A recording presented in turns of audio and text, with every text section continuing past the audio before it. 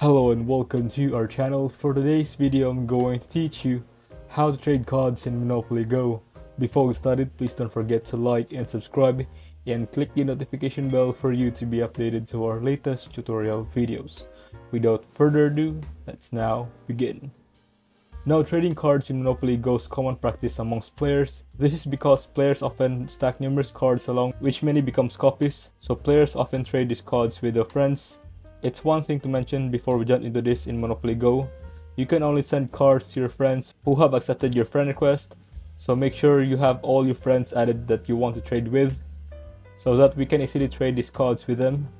So to start with, you first want to launch the game and you want to be on this page like I'm on here, and then at the bottom we can find a few options and one of them is called album. Now I'm not level 15 yet, so I can't click on it. However, after you click on that, you'll find the stickers that you own in the game. Among all those, find the ones that have duplicates in your collection. A +1 or the corresponding number will indicate how many of that card you actually own. So choose a sticker you want by tapping on it.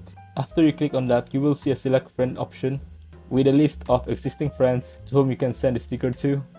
So just want to go through your friends list and look for the right friend that you want to trade that sticker with. So we're going to choose the friend that you want to send a sticker to by just tapping on their username and then click the send button.